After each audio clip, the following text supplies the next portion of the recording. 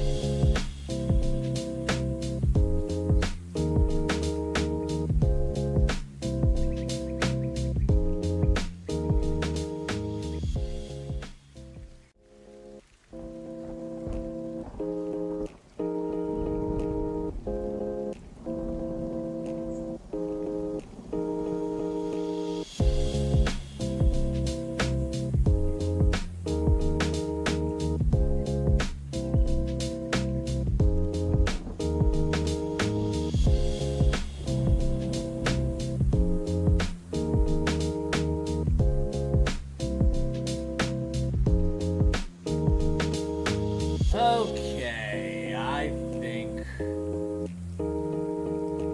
I think we're gonna get started. All right. La la la la la la la la la la. You guys like my singing? Why the heck is this all? La la la la la la la la la la la. Thank you. Oh Lord. Oh Lord. Okay.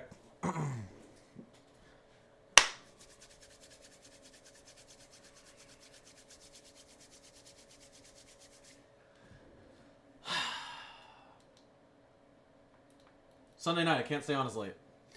Let me adjust some things here. I feel like I should have these side by side. I feel like that would just be so much better. I'm gonna mess with my streams. I'm gonna mess with my stream setup a little bit more. I need the perfect stream setup, and it's much cooler on the YouTube side of things, guys. By the way, it's much prettier. My stream is much prettier on YouTube because I dual stream to YouTube at the same time, and because on YouTube it's 16:9, so it's a much bigger screen. I can put more in it. TikTok, I gotta condense everything. You know what I mean? You know what I'm saying? Let's go back.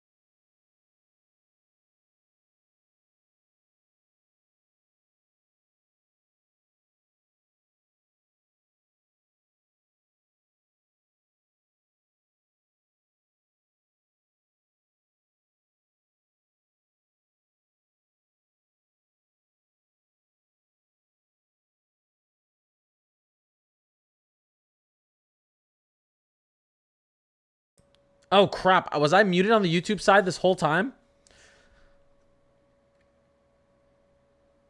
Oh my god! No, I just noticed.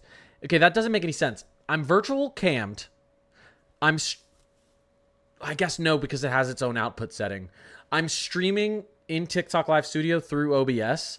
So I figured because you guys could hear me on TikTok, that you had to hear me on YouTube because I'm streaming through YouTube to TikTok. But I forgot my TikTok Live Studio has its own output settings. So that's just me being stupid. You know what I'm saying? Classic me being stupid. Classic me. Okay. How's everyone doing?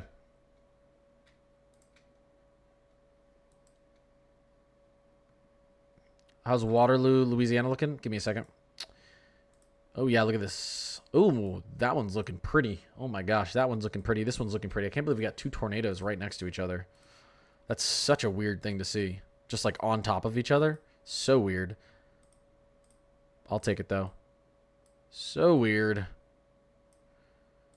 I was gonna use WSV3 like Matt is, but I've got an alpha version of the latest of like what's coming out at the end of the year for WSV3 on my computer, and it doesn't let you have the WSV3 old software and the alpha version. So to test out the alpha, I can't have the old WSV3 on my computer. So I literally can't even use that software right now. But whatever. We're surviving. It's cool. I'd rather have the alpha and be able to see what's going on with that. Chicago. Okay, people are asking questions. What's going on down in Waterloo, guys? What's going on up here? Let's do MMRS. Oh, Iowa? Yeah, I was going to say Waterloo's in Iowa. Like, I've just remembered we were talking about Waterloo. Yeah, I mean, you guys aren't getting anything tonight. That's tomorrow. We got to look at the latest stage triple R. We gotta. I want to show you this real quick. Look at the storm, guys. Oh my gosh, look at this convection bubble. This is incredible. Wow. Look at this plume. She's gorgeous. Gorgeous. Absolutely gorgeous. We've got some of this happening down here too, though. Look what's happening down here. Of course, Lubbock. Gotta have some sort of severe weather down near Lubbock, right? Always. How are we looking over here? This is a pretty radar, isn't it? We've got infrared. And then we've got for when it's dark outside. We don't... Okay, yeah, we need that. That's fine. This is such... I love looking at this. It's so pretty. This thing's growing too. Okay, I want you guys to understand something, and I'm gonna do power speed answering questions in a second. Okay, guys, I promise I'm gonna speed answer questions in a second. But I want you guys to... Can you please go over Kentucky? Yes, I'm gonna go over... In 5 minutes, I'm going to go over the entire threat tomorrow, and there's a lot to talk about with you guys. There's a chance it's a complete bust. I don't think it's going to be. And then there's been an uptrend on Tuesday. Wednesday could get all spicy down there in Dallas-Fort Worth. And then we could see another threat through the Ohio Valley Thursday. I'm going to go over all that right now. What's going on, MK? Bob Wood? I'm going to answer everyone's question in 1 second. But... I want you guys to understand one thing, first of all. There's a reason these storms are initiating here. If I were to look at the moisture content right now, actually, you know what? I think I can do that on here. Give me a second. Let's look at... I don't know if this is going to do it perfectly for me. Let's look at...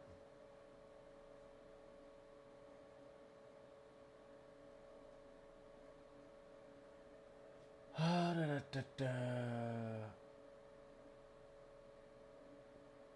mean, I don't think it's going to give me an accurate representation of dew points. Kind of.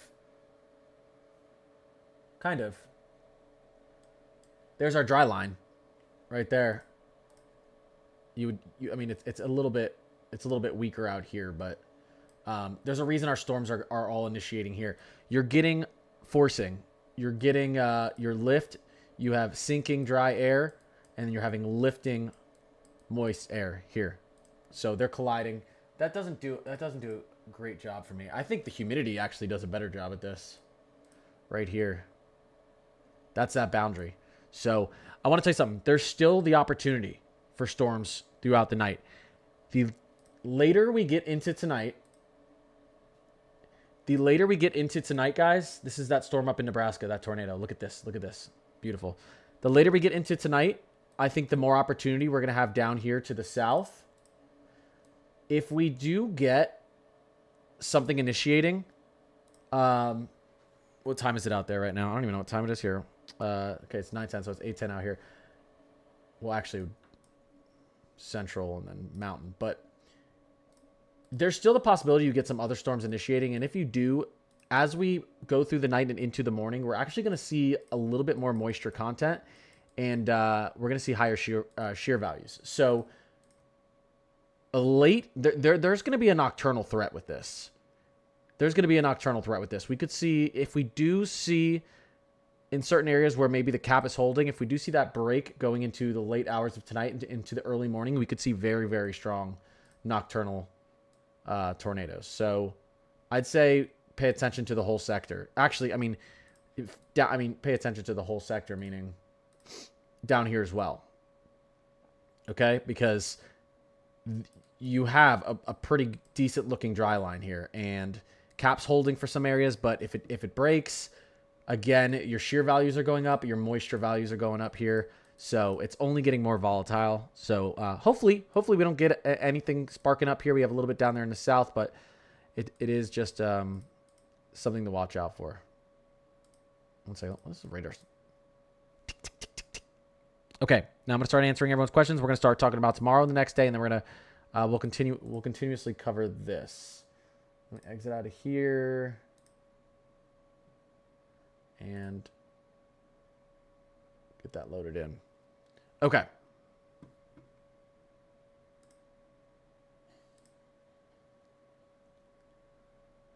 All right.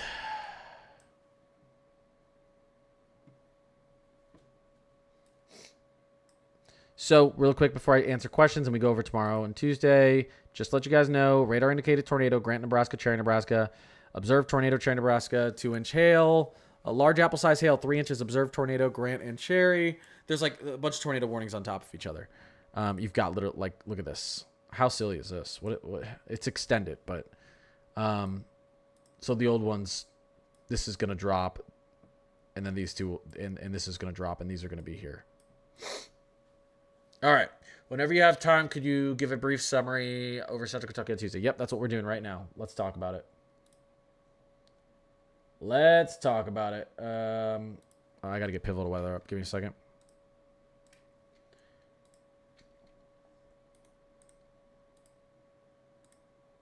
Okay.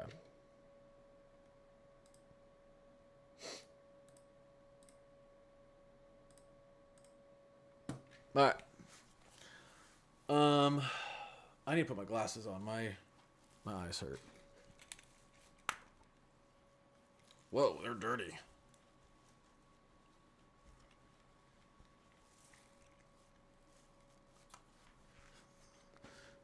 All right. Here we go.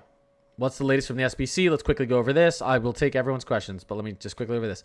Latest from the SBC tomorrow. Day 2.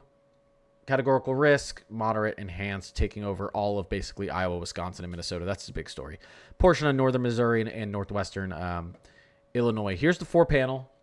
So we have tornado, of course. That's that 15 to the 10 to 15% tornado risk zone hatched, meaning if we do get tornadoes, they could be very strong and destructive. EF2, EF3, EF4 plus. Then we've got a much larger 2 to 5%. We could have tornadoes anywhere in this region. Pretty decent hatched hail threat as well. Everyone gets in on the hatched hail threat, including Kansas City.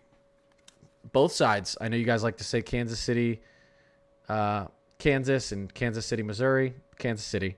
You guys are in it. Out to the west of the DFW and literally all the way to the northern port. I mean, it's pretty much all of Wisconsin, Iowa, and a large portion of Minnesota. And of course, there's going to be a wind threat with this. It's actually a little bit farther up here, though. We're going to have kind of a MCS pushing through here, mesoscale convective system, strong straight line winds. I think we'll see kind of a little line or a line of storms here, squall line, QLCS, whatever you want to call it. And we could have some very, very powerful winds with that boundary there. So we'll have to watch that. The Rufus model is going crazy. I don't know if you guys have taken a look at this. The Rufus model is going crazy. I'm going to get to questions. Let me just go over this. I mean, it's going crazy over South Dakota. Crazy over South Dakota. I don't know about that with supercells. Look at what it's doing up in Minnesota. It's not a perfect model, but look what it's doing up in Minnesota. Ready? Oh, my Lord. You guys see this? Line. Supercells right here. This is the Twin Cities. Yeah. So, that's concerning. Let's go down in national. Sorry, let's go to. I just want to show you the latest models, and then we're going to get into questions. This is the Rufus through. This is going to be actually on Tuesday, and look at Indiana. Look at this. The entire state. It's it's seeing supercell development central to southern Illinois as well.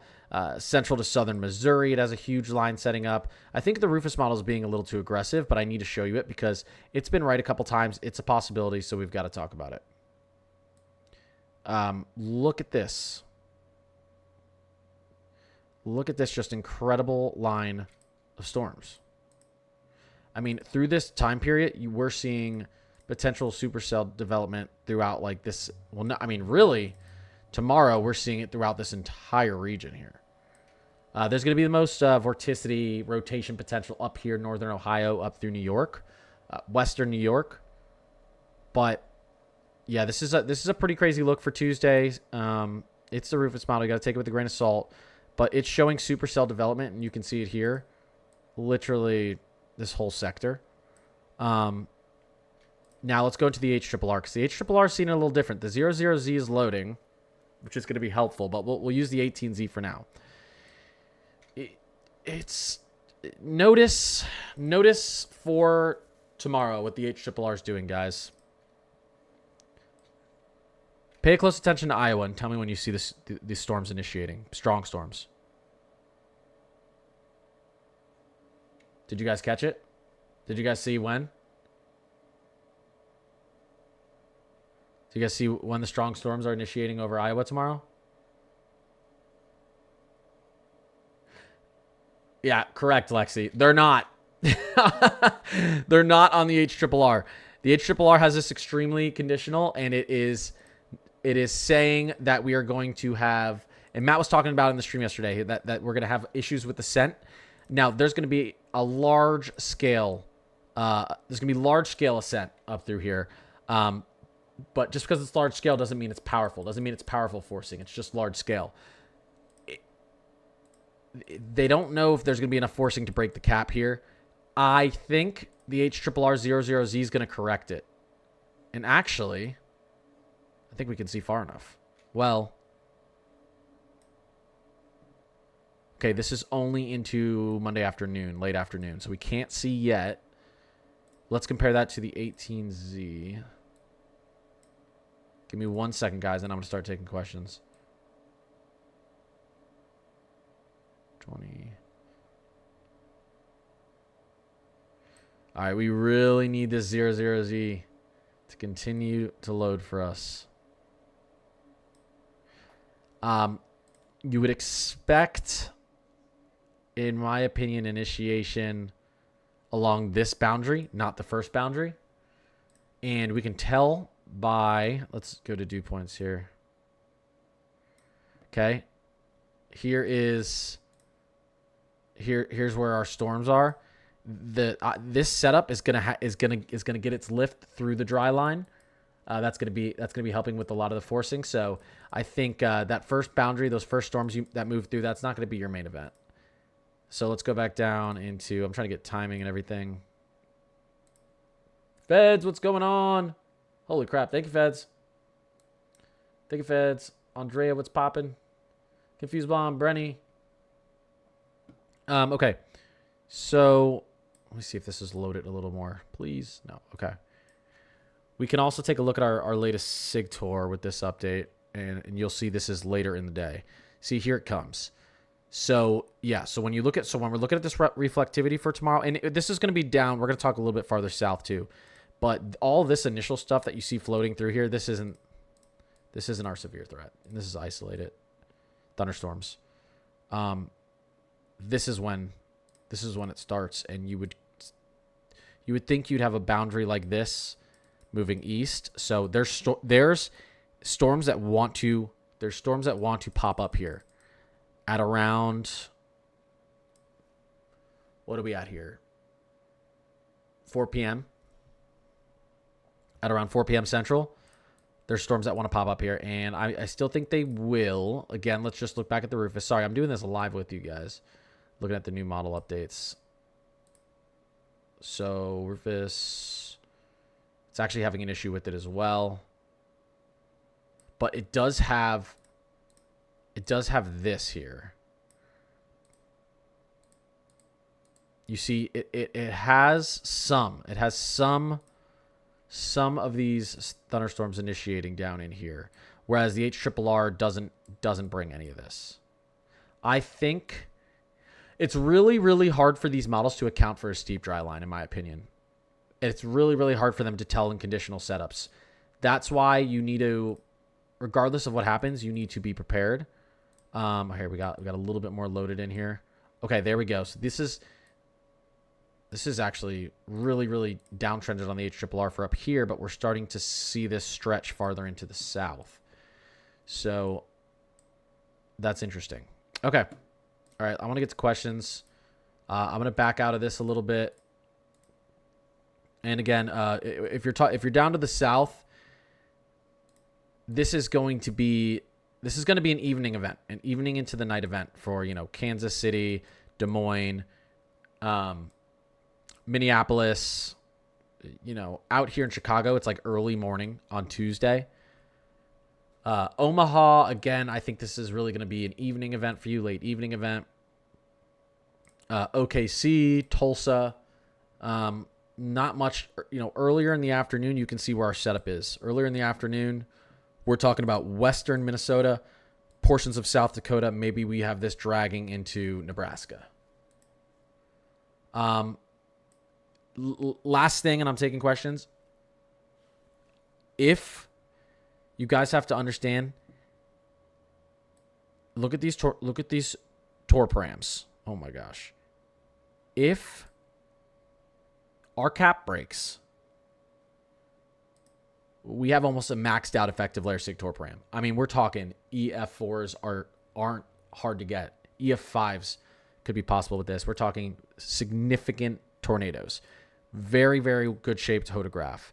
You've got your directional and velocity shear. You've got tons of surface shear, 46 knots on the surface. I mean, over 3,000 surface cape. The parameters here are good. Parameters here are very dangerous. So what you want to happen is you want the cap. You want there to be an ascent issue through this area, a forcing issue through this area, so that we don't get those storms firing up.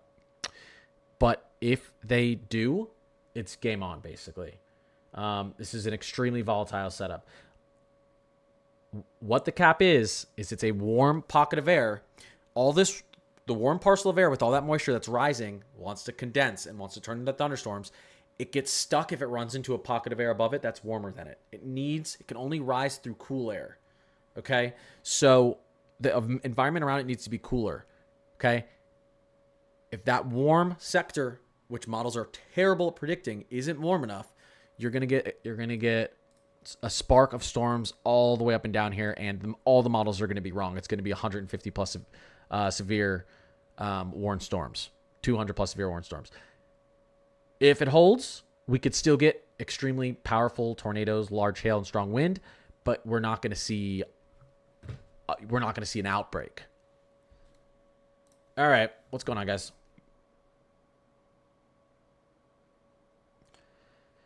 Yeah, Des Moines has one of the most conditional setups tomorrow. I mean, look at this.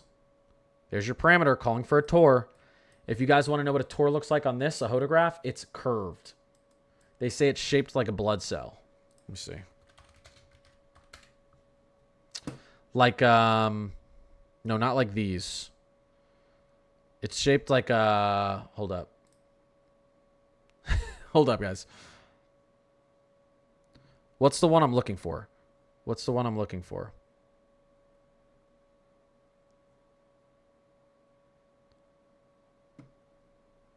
Someone help me out here.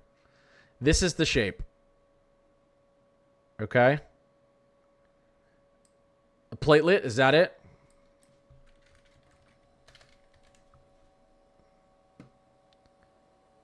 There's a perfect image for it. Oh, I think it maybe is a sickle cell. That's why they call it cyclical. I think you're right. Thank you. There you go. Okay. Cyclical. That is what... Can you guys see? Oh, wait, you guys can't see it. Here, let me pull this up for you.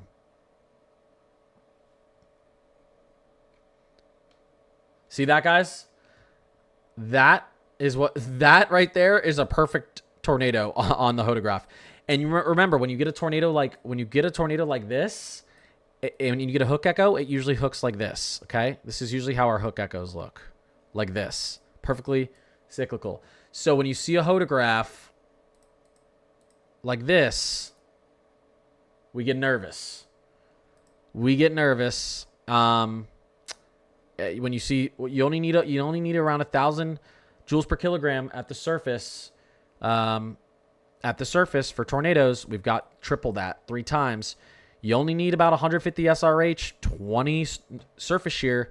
We've got triple the SRH, double the surface shear. So this is powerful. But what do we have on here, guys? And you notice we've got this cap here. For a brief period near the surface, the environment gets warmer than our lapse rate. The environment gets warmer than our air parcel, and it can't rise anymore. But if it can, and if the environment cools, this is what we're getting.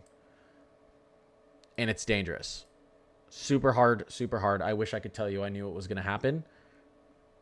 I can tell you my opinion is that the cap's going to break, but it's not a strong opinion. I'm like 60-40.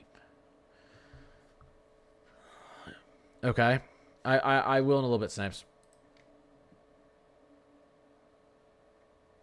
Try not, please, don't spam in chat. Okay, here we go. Let me get back in here. 1 second, guys. Minneapolis, yeah, that's gonna be tomorrow evening. I'll go over Minneapolis right now. Let me just look back in here real quick.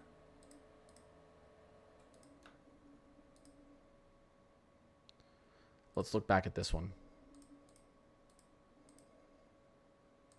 Base, relative.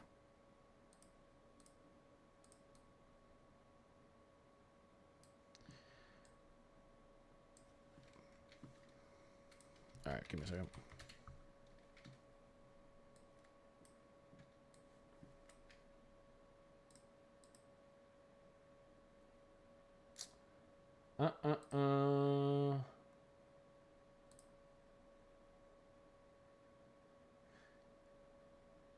Yeah, I mean, we were looking at that. We were looking at that earlier, Snipes. No need to freak out about it. All right. Let's not get too excited. This is our couplet right here.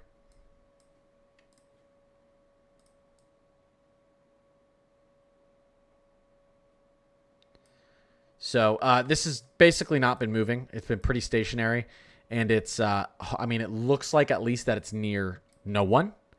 I could be wrong. There could be a home out here, a home or two, but it's out in the middle of a field right now, and if it stays out here, this thing might only be labeled an EF1 if it does no damage. I mean, if it doesn't damage any property.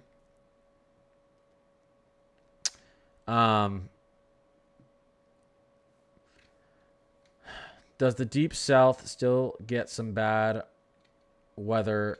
Still have some bad weather in store for you? Yeah, potentially. Yeah, I'll talk about that. Let's get back to pivotal weather.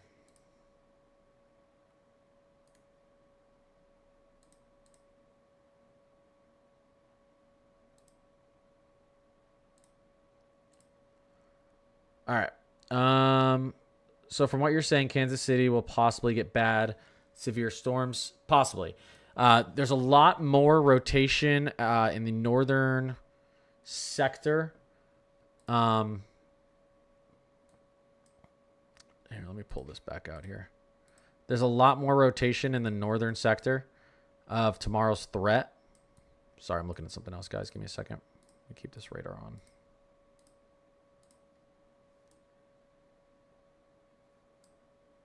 Okay, there we go. So when we're looking at this, we go into our SPC. That's why they have this hatched up here. There's not as much, we're not going to have as much, you know, vorticity down here as we are up here. Our surface flow is going to be spinning up here, helping up with some shear and rotation. So to me, it's a large hail and wind threat. Although actually the biggest wind threat is going to be up there too. It's really a large hail threat down here with the chance of a strong tornado. The northern sector of this, it's a tornado-driven moderate. It's a tornado-driven moderate risk. So, not impossible to get tornadoes down there to the south. Okay, let's like our HRRR is a little bit more loaded, guys. This is really, really important. Rochester, Minnesota, where's that? Just tell me where it is. I can't look up every single city. I do it some streams, but then it takes away from how many questions I can answer.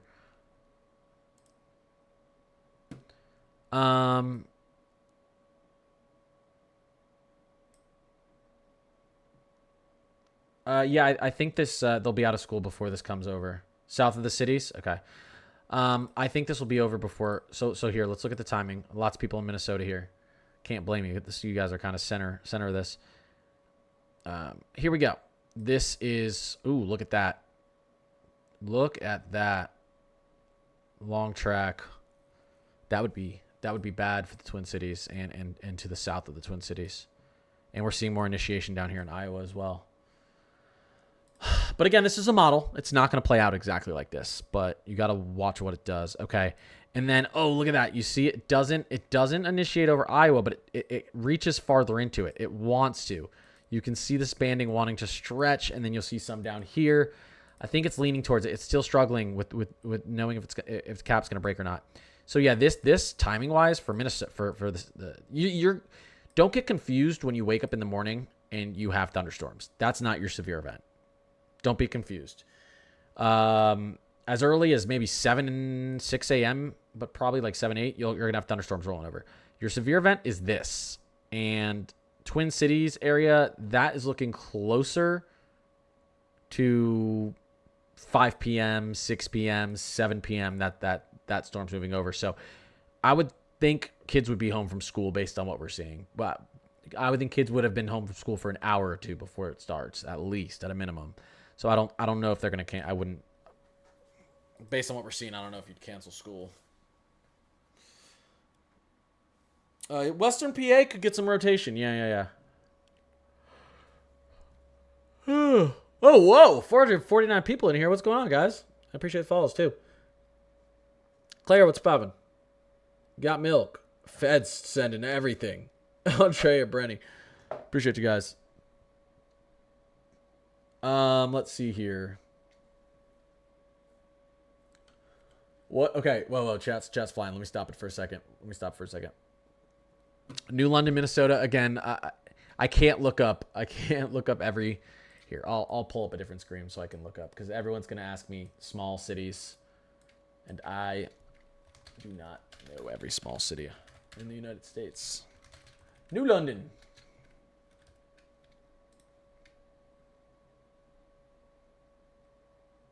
You guys are out there in the middle of nowhere. Yeah, timing for you guys tomorrow, much earlier. Afternoon. Potentially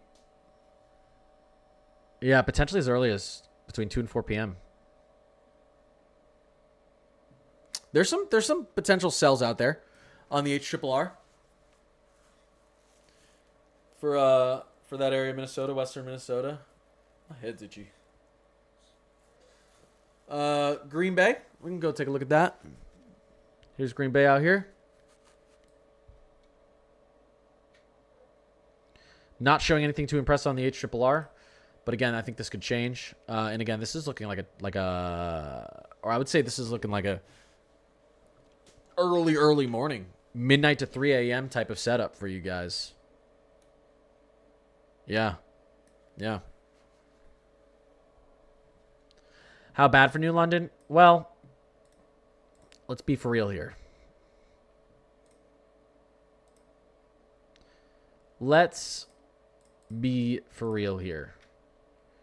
You guys are in a 10 to 15% hatch risk for tornadoes. So it could be very bad. This is a little bit of a conditional setup, so we're not exactly positive. If you're hearing that, that's lightning, by the way. I can turn that off. The lightning clicks from Windy. But it looks like the most significant instability and rotation is going to kind of initiate over the New London area. So I think we might not see a strong tornado if we do see some touchdown, which I think we might. I think you may be lucky, and that might hold until right after it passes over that western central Minnesota region. Let me put my Discord up here.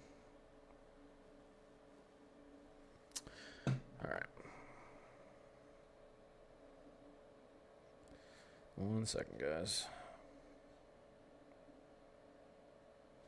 175 people in the Discord. I did want to fix this real quick. Let me shrink this down so you guys can see it better.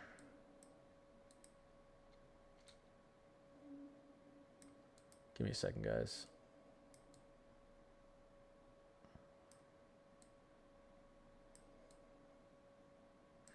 Let me just check on this.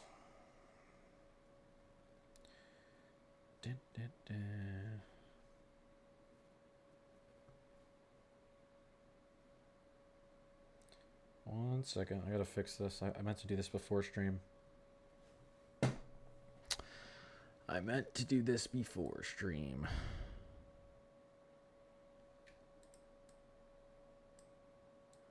I mean, I guess for this one, I don't really need to. It can be out of the boundary. That's fine. Yeah, that's fine. All right. All right, we can do a speed round here. Let me just take a sip of my Red Bull. Did I open my Red Bull yet? Yeah, it's right there. All right, I'm going to answer as many questions as I can. Let me fix my screen here, and then we'll get started.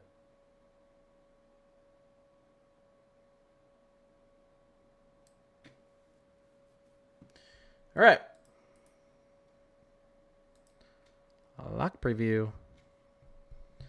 And... ooh, just give me a second. HRRR's out a little farther. What's our SIG tours looking like on Tuesday? We're going to have to wait. Southwest Indiana for Tuesday. Well, the Casey, are you in here? I just saw you message me on Discord. The Rufus model is looking very aggressive for Southwestern Indiana. The HRRR isn't looking as aggressive, but it's something you're really going to have to watch closely.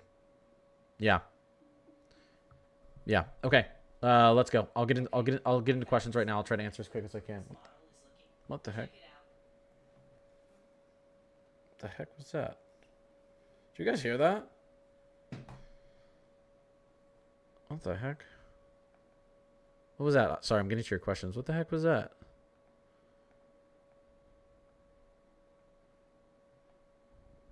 Weird. Okay. Do you think Chicago will go enhanced tomorrow? Thank you, Yali. Do I think Chicago will go enhanced tomorrow? There's a chance. I think enhanced is going to be out farther east, and I don't think so. I think it could, but I don't think so. I think. Oh, you're talking here. Let me pull up day 2. I originally thought this is actually stretched even farther east. I originally thought Chicago might. I think you guys are gonna stay slight. What's all the pink and red in torque parameters? It is the extremely volatile atmosphere, extremely unstable atmosphere. Good for producing strong tornadoes. How about do you think Central Iowa will get? It is the definition of conditional. If the cap breaks, it's going to be. You could have historic tornadoes through the state. If it holds, you could literally get a raindrop. There's no question there's going to be tons of instability across Iowa. All the ingredients will be there. Will there be a warm sector that those ingredients aren't able to push through to reach the upper atmosphere to condense all that moisture? That's the question. If they push through, you're going to have supercells exploding all over Iowa. Will Kansas City be safe? That whole area down there is, I need to get a haircut. That whole area down there is conditional. Okay? So,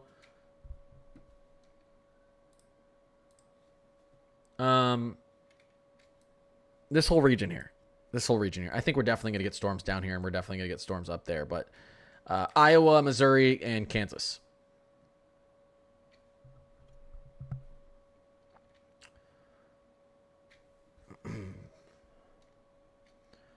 Yeah, the Discord's sub only now. So it's Connor's Climate Corner HQ. You should be able to find me on Discord.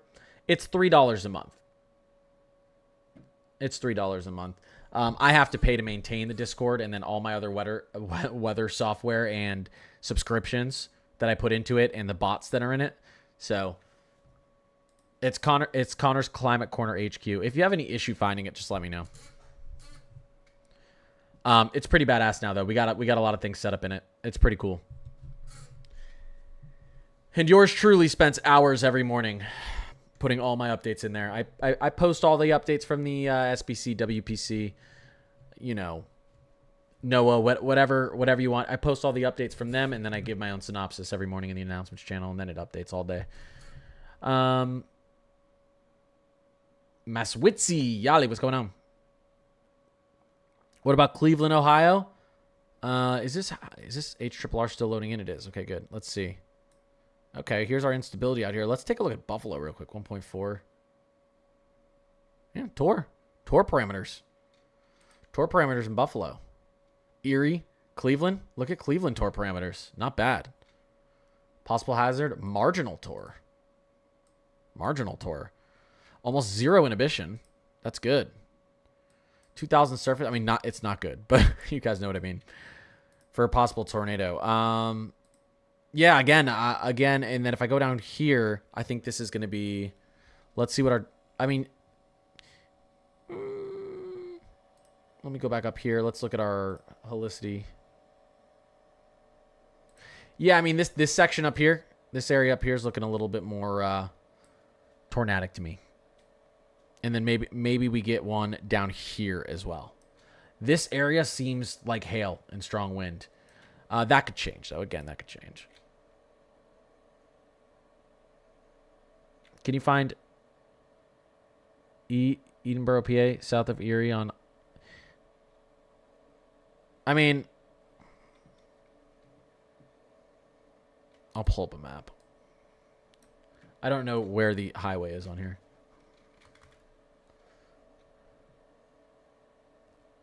Hold up.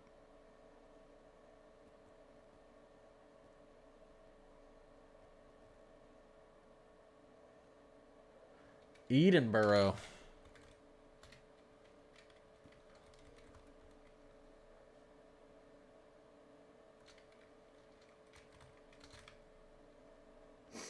I mean, if it's close enough to Erie, it doesn't matter. Yeah, it's so Erie. It's Erie. It's Erie.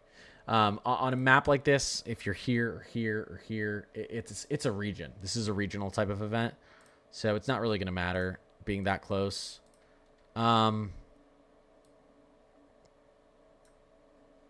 You know, it's like down here. It's the same tornado parameters. Let's go pull this up. Yeah, Brady, it is. It is. I just don't know if we have the instability in that region at that time. A little bit of capping here.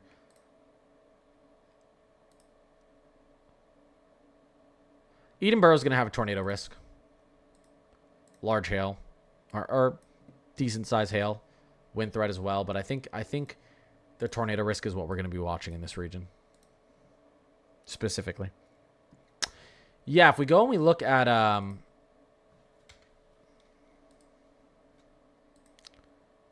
this thing's still moving up to the north. Okay. That's a severe thunderstorm warning that just got issued. Just one tornado warning on the ground. Same area. Grant, Cherry, Nebraska. It's not moving. Let me see if he has a visual. No, he doesn't. Okay. All right. So let me get back here. Yeah, if we go and look at a photograph out in Chicago. Or sounding out in Chicago. Let's take a look. It's curved. There's some inhibition. It's just there's not as much energy out here. You're down to 1400 surface cape, 154 SRH.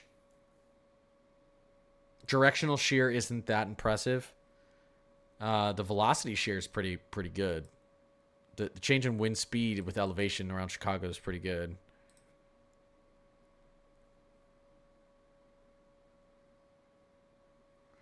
I mean, there's a chance. There's a chance for some. There's a chance for some tornadoes through the Chicago region. There is with this look.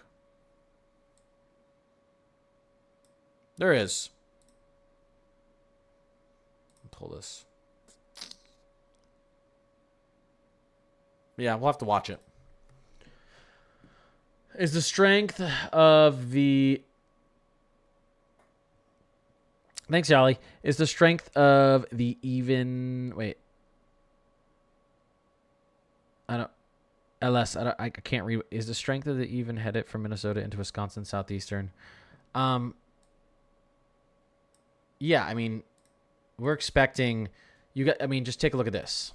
Okay, so we stay into an enhanced moderate all the way out through the entire state of Wisconsin. So you're gonna have strong supercells pushing into Wisconsin still, and they're gonna stay on the ground for a while.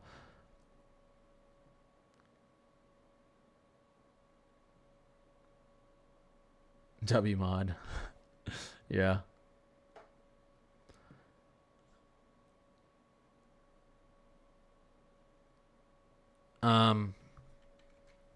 One second, guys.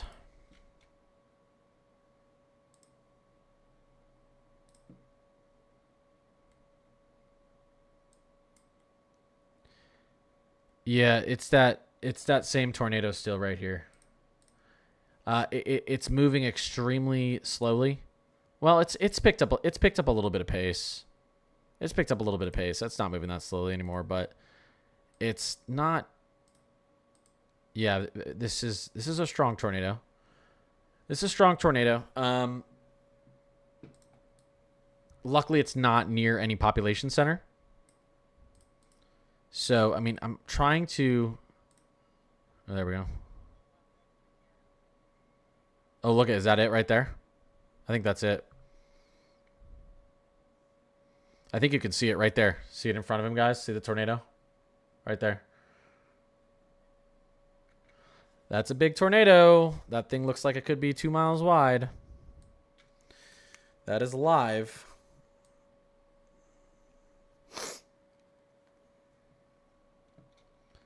That is live. 1 second. Let me see if I can get another image of this. I gotta be quick. That's the tornado's edge. You see it, guys? That's the tornado's edge. This thing is... That's the other edge right here. Can you see my mouse? That's what it looks like right there.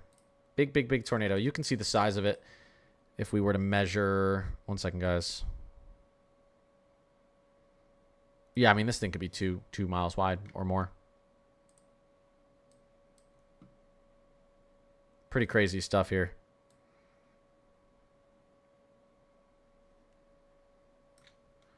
Let me look. Let me see if we have a CC on here. Give me a second. A little bit farther.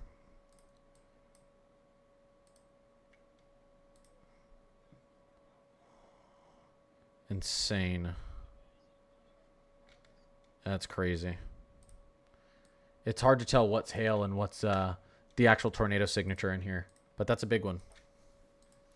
Let's hope that stays out there near no one. That thing's going to get... I swear this thing's going to get rated like an EF1 because it's going to do no damage. We'll see. Satellite's looking really crazy. Okay, I'm going to go back to questions. I just want to show you guys the satellite. Here it is. Here's the satellite. Look at that. With all the lightning strikes.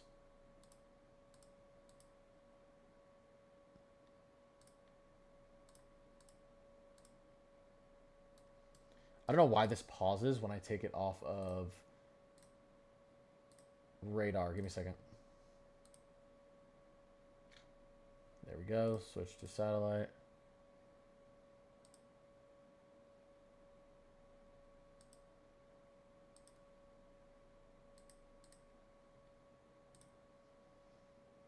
Okay.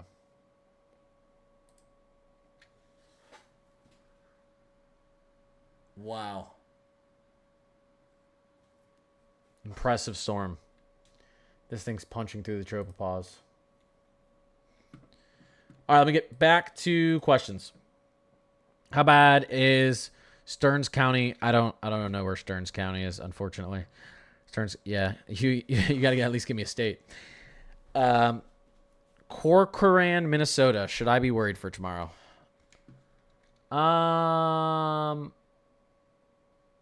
Lauren, NTX. I appreciate you guys.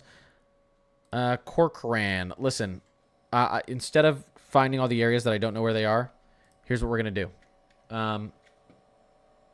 Everyone in Minnesota,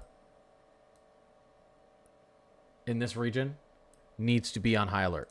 Okay? So it doesn't, I mean, this is kind of a regional outbreak for Minnesota.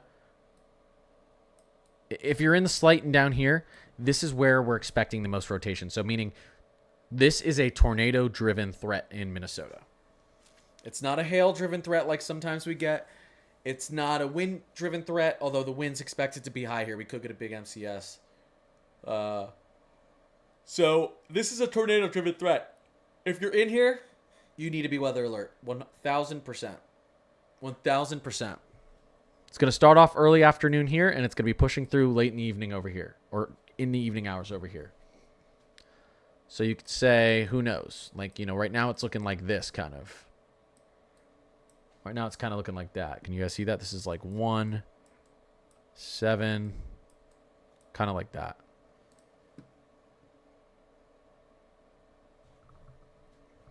How bad and what time will it be in southern Indiana? Again, it depends on what model you look at. Some models don't have it. Our HRRR is fully loaded. This is good. Let's see if we can see what it's doing tomorrow. Or not tomorrow, Tuesday. Yeah, I mean, southern Indiana, it still as a hot spot. Northern Kentucky as well. You've got Louisville and, oh, wow. Cincinnati really in there too. Oh, wow. OKC, Tulsa. You've got some big supercell development down there on Tuesday. Well, that might be a little bit later. Let's take a look at this. Latest stage RRR. There's some really interesting things going on here. Iowa's super conditional. Yeah, we've been talking about that. If you guys get initiation of storms, you could get extremely dangerous, extremely powerful tornadoes in that region. Listen, this is the latest stage RRR for Oklahoma. This is Tuesday evening. We'll have to watch this. That could be damaging. Let's take a quick look at our SIG tour. Let's see. Let's pull a sounding. Okay. A little thin boundary here. Although, who knows?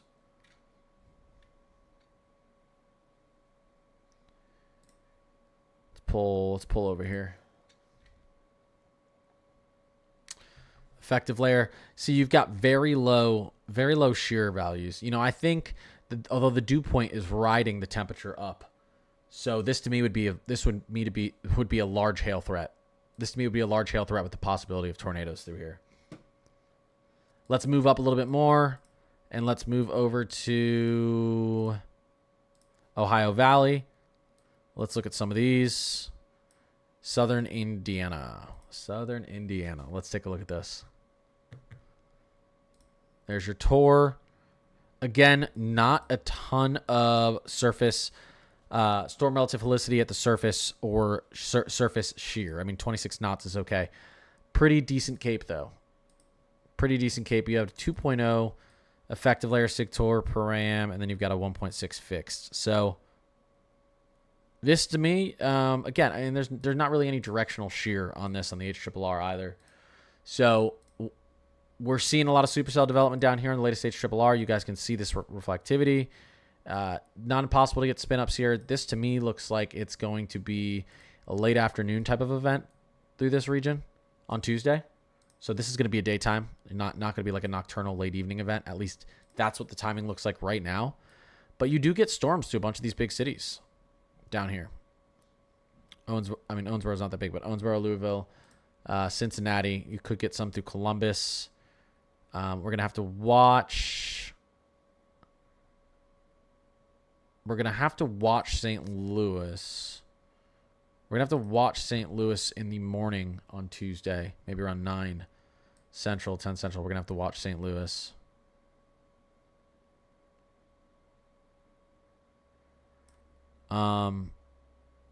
Interesting. Okay, let me push up to the northeast a little bit more now so I can just read out this Tuesday threat. Here we go. And you get some southeastern Ohio. Not, this latest HER model isn't doing a bunch up here. Isn't doing a bunch up here in this region. Let's take a look at our SIGTOR up here in this region on Tuesday. It's there. It's there. So what's the issue with it? I don't see much issues. I don't see many issues with it. I don't see many issues with development here. Even though the reflectivity isn't showing it. You've got all the ingredients you need. So there's a little bit of inhibition on this one, but I think I still think there's a lot more rotation in your cells up here. So you'll have your trough spinning these up here in the northeast. So and again, timing wise for you guys, this is looking. Let me just go back to here. Timing wise, this is pretty early in the morning, Tuesday morning. We'll have to see if you get the second boundary though. And then that's going to be, you could have morning storms and evening storms. I think that first boundary would be more, potentially more severe. If the cap isn't overcome in Iowa, will it be overcome further east? So that is possible, Brady. That is possible. So for Monday tomorrow,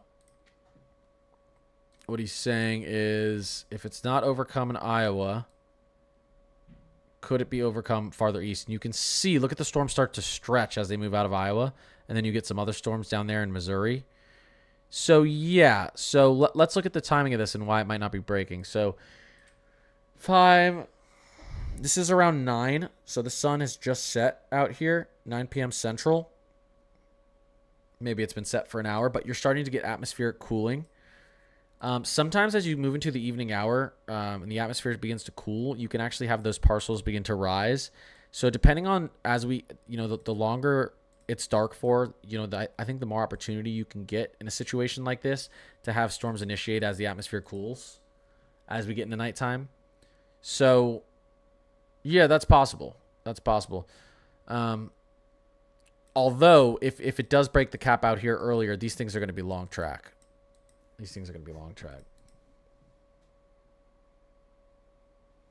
Dustin said they hyped all this up just for it to be fake news. How is it fake news if it hasn't happened yet? This is tomorrow. We also have a 2-mile wide wedge tornado in Nebraska right now. I don't think anyone there is calling that hype, buddy. Julie, Angie, Shy, I appreciate you guys. Changes every 2 minutes. This guy doesn't understand how weather works. Yeah, we get new data every hour, every 2 hours. Satellite data, weather balloon data, real-time data. See, Earth's atmosphere is the second most variable piece of real estate, or air real estate in our galaxy, behind, I think, Jupiter's atmosphere. So, yes, it does change constantly because there's constantly updates to atmospheric variables. Correct. Captain Obvious over here. What model predicts the cap? They all predict cap. None of them do it very well. It's a very hard thing to predict. Let's see. Ottawa, Kansas, time. Kansas. Okay, I don't know where Ottawa, Kansas is. You guys like to throw curveballs on me? Curveballs at me? But here, I'll take a look at that real quick.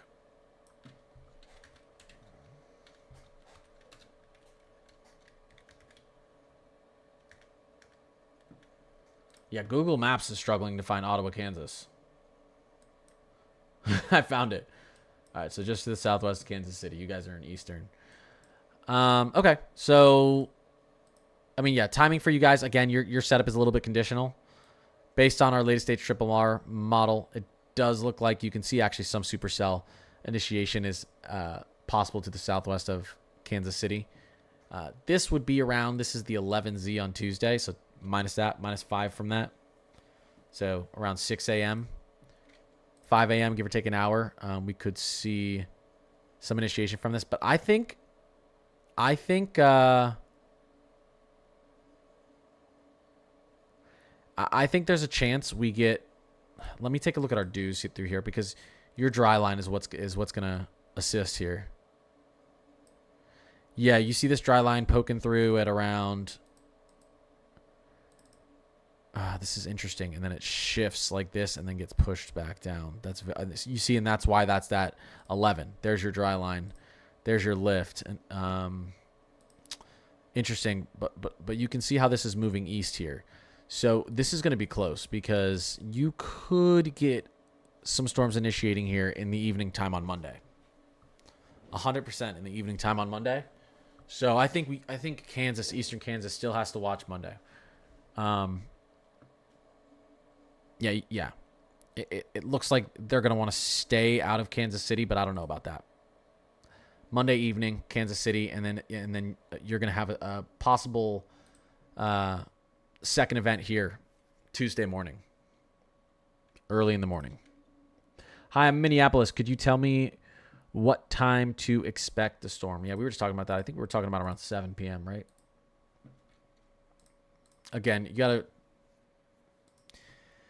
give or take an hour. Models aren't perfect. We're trying to, predict the future based on good data, but it's still looking into the future. So one day we'll be a little better at it.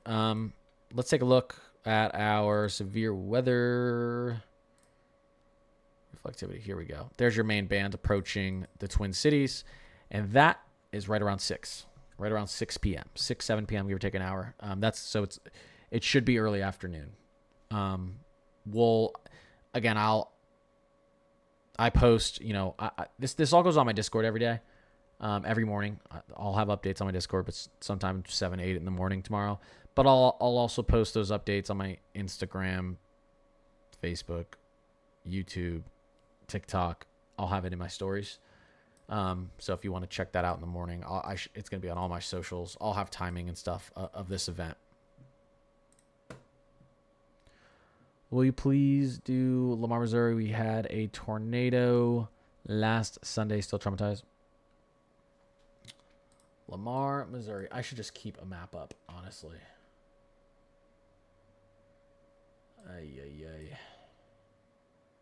It doesn't really matter where the city is. It just matters what region it's in.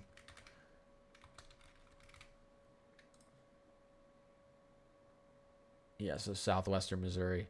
Same sort of situation with Kansas City. Same sort of situation with Kansas City. Right now, your biggest threat looks to be Tuesday morning. You're not seeing a very high threat for tornadoes in southern Missouri. It's not impossible to get a tornado down there, but your threat would be more of a hail and wind threat. I mean, now here's Tuesday morning, and then as we move forward and we get into Tuesday night, here comes another round. I will tell you the Rufus model has a very active southern Missouri. So we'll have to see which model wins out, but you could be looking at Tuesday morning and then another round late into Tuesday, early into Wednesday. Not a huge tornado threat down there, though. Not that there can't be tornadoes down there. Will it reach Arkansas? I mean, yeah, late Tuesday, early Wednesday, we could see some strong storms moving through Arkansas. Man, I swear we have bullseye on this year. Okay, it seems Oklahoma always has something going on. Rain, wind, hail. That's right. It's geographically located in the best spot for severe weather. What is all the pink and red? Oh, I already read that. Sorry. Twin Cities, Minnesota area. Yeah, that's, it looks like these storms are going to initiate into the Twin Cities around 6, 7 p.m. Parameters are still looking pretty good on the latest HRRR. Let me actually pull them one more time.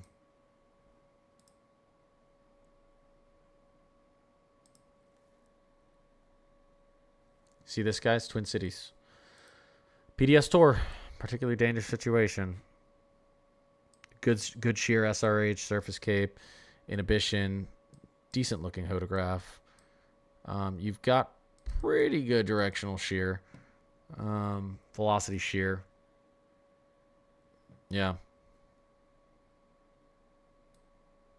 Yeah. There's going to be a forcing question. So there's a chance that it's a dud tomorrow. I don't think it will be. I think we're gonna get some pretty strong storms tomorrow. The question is it an outbreak or not, though? That's a tough one. You could have an entire region that just isn't able to push through the cap. Lauren and Nancy, I appreciate you guys.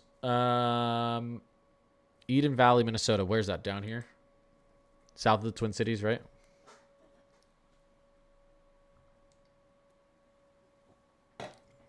I know Shakopee is. Shakopee is down there, just south of the... I think you guys are kind of in Minneapolis Metro Southwest. It's all the same for you guys. Remember, if I'm talking about Minneapolis, right? When I'm talking about Minneapolis, which is here, if you are anywhere here, I'm talking about you. If you're anywhere in that circle, I'm talking about you. Because you've got your moderate tour through here. So, timing-wise, you're all going to get similar timing.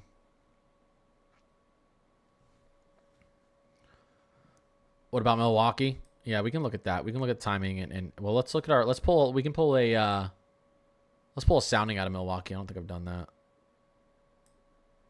Let's get it while this stuff's coming through. Tiny bit of a cap on this, you see? Not a ton of inhibition, but a little bit. Again, pretty good conditions. Decent conditions for a tornado. They have possible hazard. Marginal tornado, about a 2.0 effective layer sig. You could get tornadoes, hail, wind through this region. Still a little bit of a questionable setup. Let's take a look at the timing. Let's take a look at the timing. You see the HRRR, how it has them disappearing. That's that cap inhibition thing I'm talking about. Let's take a look at a different model, and let's take a look at the NAM 3K that's coming out right now and see what it shows. Look at the NAM 3K now, guys. Notice anything down here? Look at the NAM 3K now. This is the latest model. Supercells right through Omaha into western Iowa. Potentially some long track through western Iowa. We're gonna so the NAM's liking this region here. NAM's still liking up there near the Twin Cities. That hasn't changed. Also southeastern Minnesota, south central Minnesota. We're not all the way out to Milwaukee yet, but I find this interesting. The NAM has a little bit more initiation through this area. I want to look at this model as well. One second. Has none. Wow, wow, this has one earlier in the day. Wow, yeah, this couple models have the Twin Cities just getting pummeled with severe weather. Hopefully that doesn't happen. Let's take a look back at the Rufus again here. Yeah, I mean, just a bunch of these models have the Twin Cities getting the brunt of this stuff, especially because you're in the southern sector of this line, where you'd have the best inflow, the best opportunity for strong rotation, sustained rotation. The Rufus also likes some pretty decent supercells through the St. Louis region. So all these models are seeing similar things, similar but different. Lots of supercells through Ohio on the Rufus here. Tons through Missouri as well. So, I like the HRRR. I think it's still having a capping issue, though. I think it's not understanding it correctly. Is Northwest Illinois is very conditional with the rest of Iowa. If you get storms that fire up there tomorrow, they're going to be very strong. The atmosphere is too volatile. If the parcel lifts through the warm sector, yeah, it's gonna and there's nothing else above it to stop it. It's just gonna explode up into the tropopause, and you're gonna have extremely powerful, extremely volatile, severe weather. Vanessa, I appreciate you. Listen, unless you're in unless you're in northwestern Minnesota, like far northwestern Minnesota, you have hail, wind, and tornado threats tomorrow.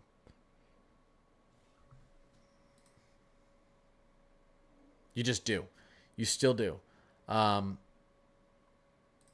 unless you're up here. I mean, you're in a marginal here in general thunderstorm. I would say still pay attention up here in Minnesota tomorrow.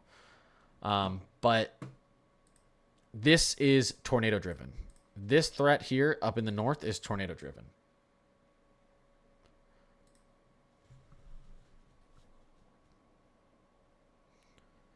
Madison, Wisconsin, you're pretty conditional. A lot of these models have these storms dying off and then not reinitiating over Wisconsin once they pass over the Minnesota border and the Iowa border. Again, because of some forcing issues. So, you would hope that when we wake up tomorrow morning, our HRRR model within 12 hours, 18 hours, we'll understand if the cap's going to break. And a lot of times that does happen. Sometimes you don't have to wait. There are setups where there are setups that aren't conditional. That April 2nd setup, there wasn't really many people talking about, oh, there could be a cap on the atmosphere here. It just looked like there was going to be none. They're not. This one is way more conditional than some potential outbreaks that we've seen.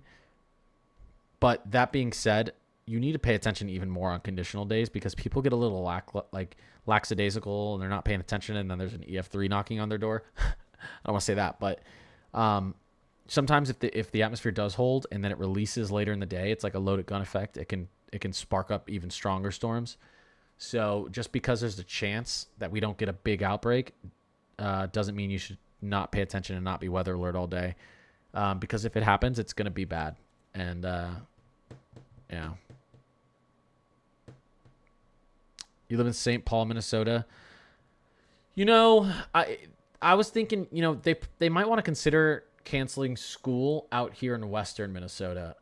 Out here in eastern Minnesota, it's an evening event most likely. You're going to have thunderstorms in Minneapolis in the morning and afternoon, but that's not the severe stuff. The severe stuff's in the evening. So you could take kids out of school, but we're not expecting the severe stuff until after school. Kayla May just became a 3-month subscriber. Kayla, I appreciate that. Kayla, by the way, anyone who subs, you have access to my Discord.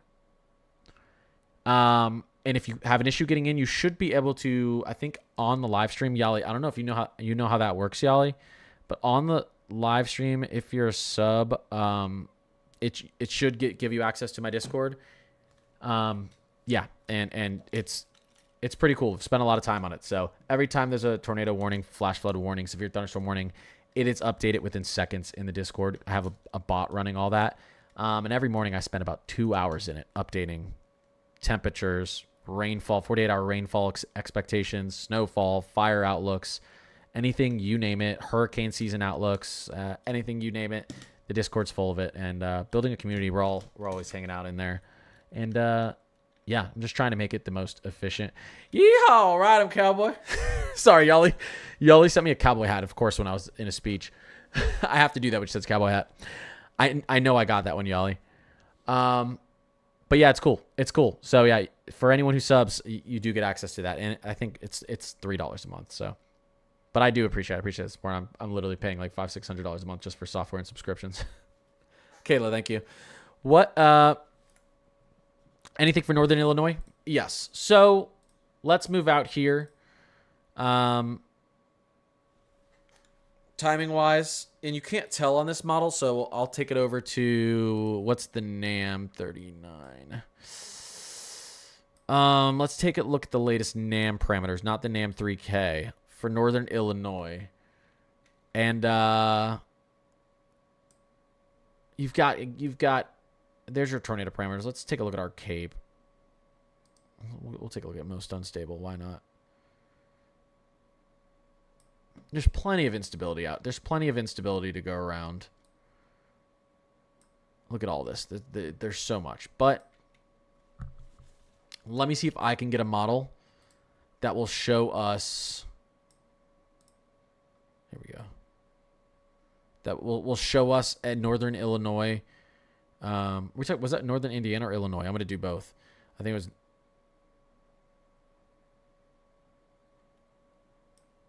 Am I going crazy? Was that Northern Illinois or Northern Indiana?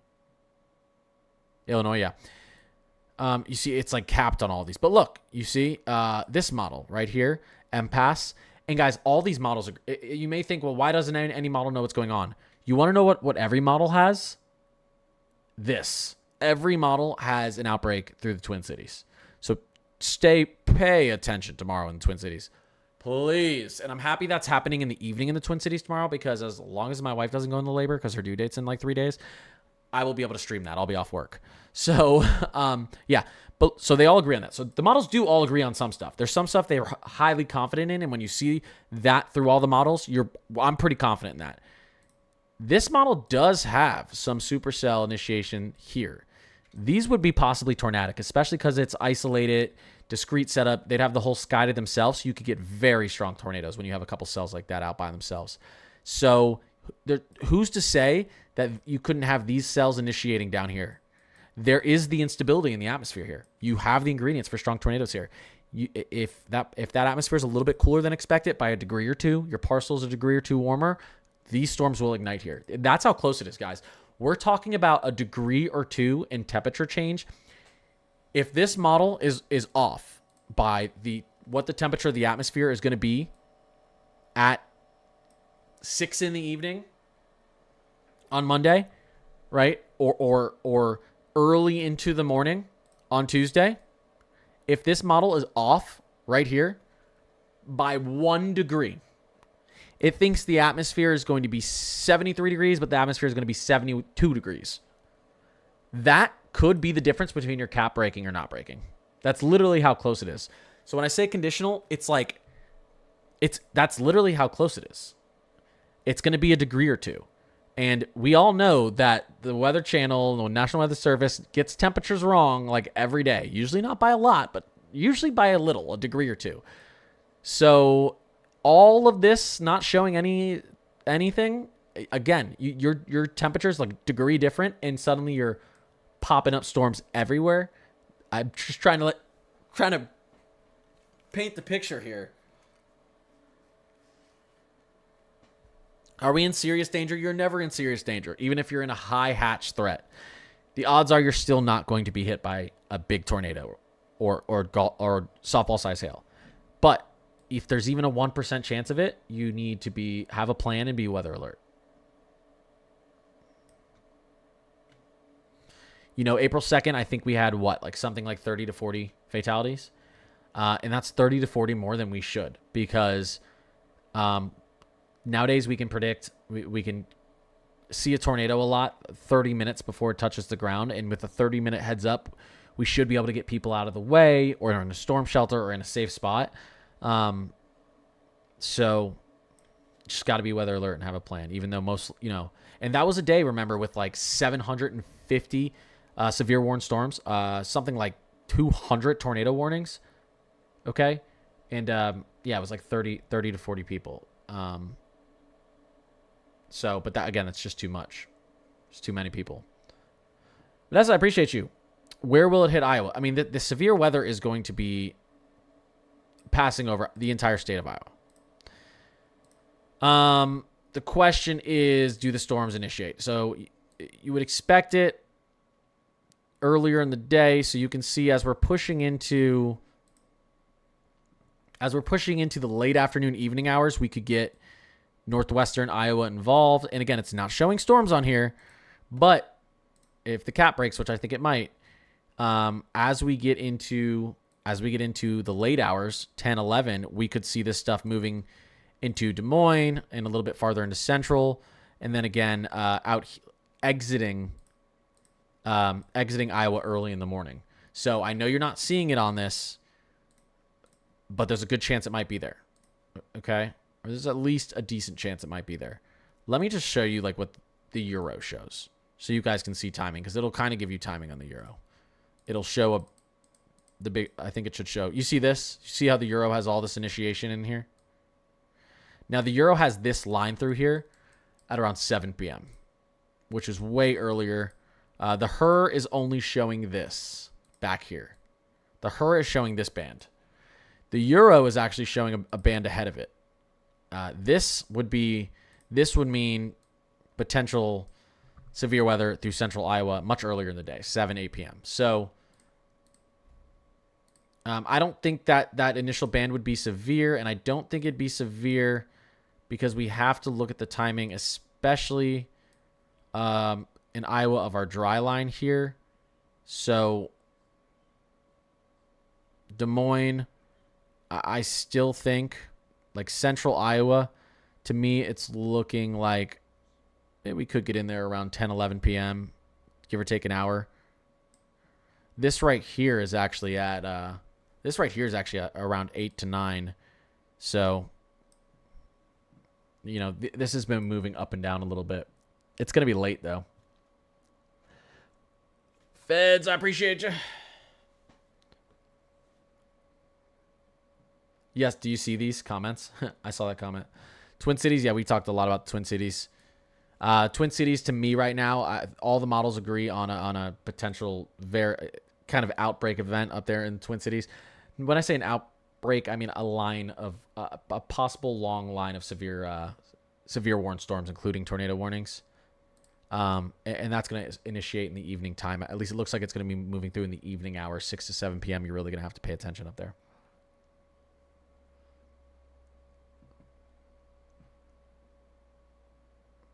I mean, oh my gosh. I swear, I'm going to look up Rochester, Minnesota, and if it is where I think it is, I'm going to be mad. Yes. Someone asked about Rochester, Minnesota, and I literally started, and then I literally spent 5 minutes explaining what's going to happen in southeastern Minnesota right after it, thinking that's where Rochester, Minnesota was. And then he just asked about it again, and I just confirmed that's exactly where it was. I answered your question, man. I literally answered. I literally answered. Minneapolis, Metro, southeastern Minneapolis. Milwaukee. You could almost look at the dew points here and see what's going on. Very early in the morning, 6, 7 a.m. We could get some severe weather through the region. We could get a little bit out ahead of it. You saw, and what model were we looking at that was showing that? I think it was this one, the MPass. The MPass sees some potential supercell initiation out here much earlier, evening hours on Monday. We got a couple isolated thunderstorms out here ahead of our main QLCS squall line, and if these form, you could have a tornado threat in the evening on Monday. Yeah. Or evening into late evening.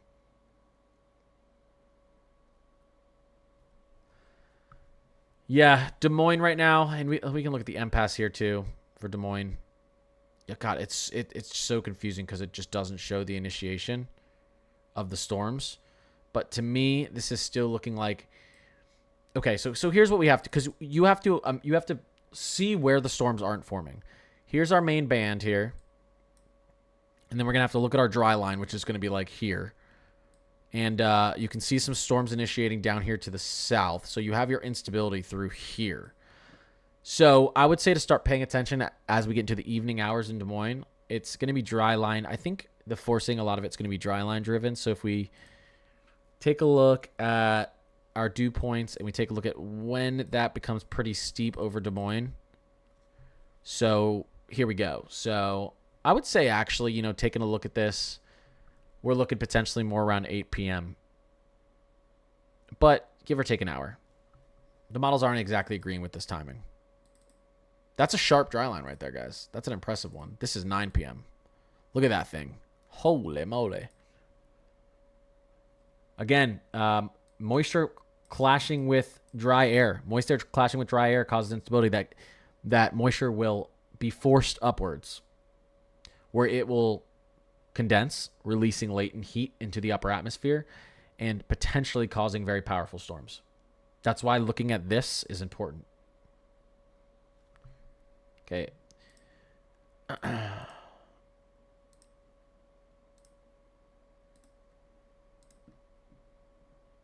Let me pull back down here.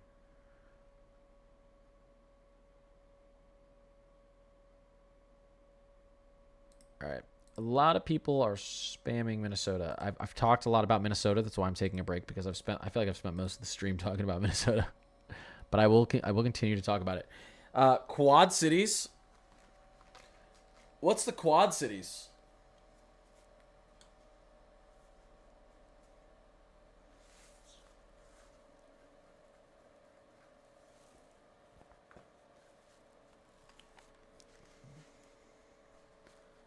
The coming up card. What's the Quad cities?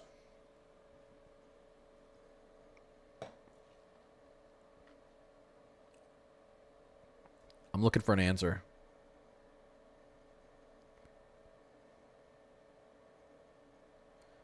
Did anyone answer what the Quad cities are? One second, I'm looking for an answer. Oh, Eastern Iowa, Western Illinois, Central. In here? That's weird. Okay, good to know. Good to know. Let me double check on our radar. Give me a second. We've got that same tornado still on the ground, moving slowly in the middle of nowhere. Thank God, in the middle of nowhere. Okay, we're still good there. Why does this keep opening so big? Give me a second, guys.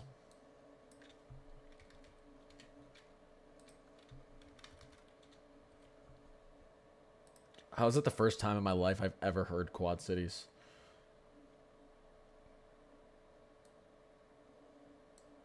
Okay. Oh, let me fix this. 1 second, guys.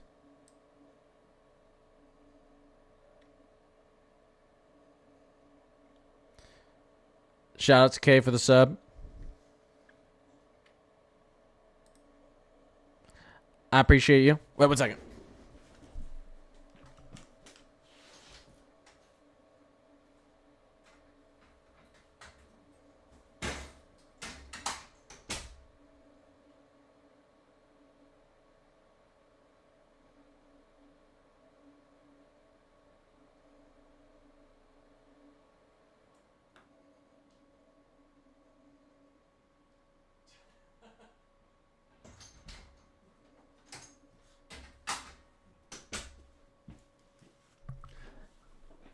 Yeah. Okay, I appreciate the sub. Yeah, you have access to my Discord. Get in there.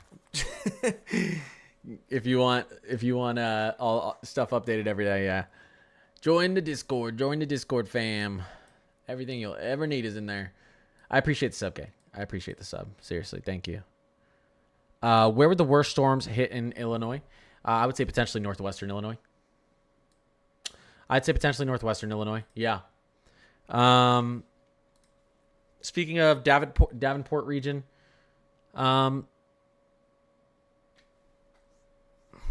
it's looking like a very early morning event for you guys. Again, these models are really struggling. Really struggling to see how this is just so conditional. They're really struggling to see how this is going to unfold.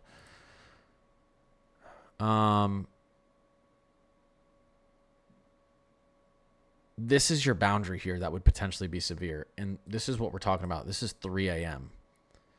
This is 3 a.m. So if you can see here, if I go to the 08Z, if we take a look, surface-based Cape, we go to that 08Z, you can see that instability line being pushed out towards the east. We can also take a look at our SIGTOR parameter. I think that's when we're going to have the SIGTOR out there. There's our 08Z. There we go. Pretty good SIGTOR parameters out here. And this is what I'm talking about. There it is. Possible hazard TOR. Plenty of Cape. Good enough surface storm relative helicity, shear around Davenport. Everything's there. This doesn't even look like it's capped, but it's touching. It's very close. This is literally less than a degree. This could be a half a degree that decides whether this is capped or not. It's so close, guys. It's so close. It's so close. Oh my gosh. This type of setup drives me crazy because I want to give you guys the most accurate information I can, but trust me, it's everyone. It's everyone. Everyone is in the weather world is pulling their hair out right now when you get these super conditional setups, because when it comes down to a degree or two change in the atmosphere, whether you're going to have a huge outbreak or not, it's frustrating because you don't want to get it wrong. You don't want to be, it's just frustrating. Anything crazy for the Northeast, for Northeastern Illinois? Like, yeah, Chicago area. Yeah, again, it'd probably be pretty early in the morning on Tuesday, where if you get that forcing, you're going to have the potential for some tornadoes up in that region.